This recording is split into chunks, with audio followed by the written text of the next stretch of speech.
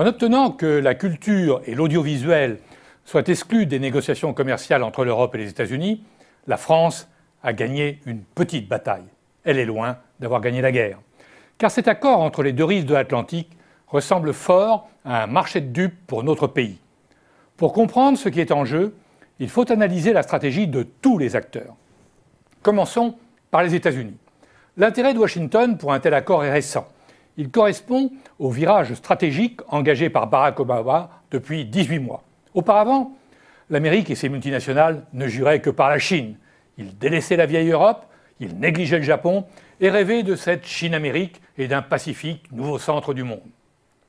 Lorsque les États-Unis ont pris conscience que la Chine voulait prendre leur place de numéro 1 mondial, qu'elle entendait se passer du dollar dans ses transactions commerciales, à commencer par celle avec le Japon, ils ont brusquement changé de stratégie.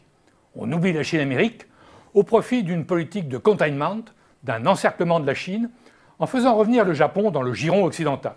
C'est tout le sens de l'accord partenariat transpacifique en cours de négociation. Un accord qui englobe toute l'Asie du Sud-Est, sauf bien sûr la Chine. Un accord qui doit permettre d'abaisser les dernières barrières douanières et d'harmoniser les normes. Un tel marché commun transpacifique, excluant la Chine et dirigé contre la Chine, doit, du point de vue de Washington, avoir son pendant à l'Est sur l'Atlantique. Et c'est ainsi que l'on a vu ressurgir l'idée d'un partenariat transatlantique. Les amis de l'Amérique, bien placés en Europe, sont alors entrés en jeu, à commencer par le très libre-échangiste José Manuel Barroso, le président de la Commission européenne.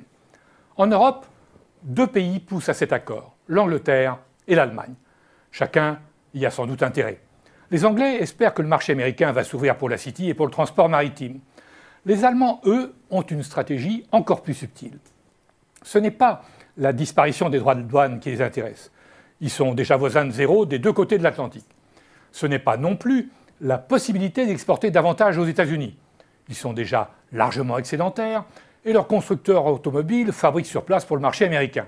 Non, ce qu'ils visent, c'est d'avoir les mêmes normes de chaque côté de l'Atlantique pour fabriquer dans le futur, plutôt aux États-Unis, à partir d'usines robotisées, avec une main-d'œuvre moins chère qu'en Europe et un dollar moins fort que l'euro. Ces matériels, ces voitures made in USA, étant réexportés vers l'Europe et aussi, pourquoi pas, vers l'Asie.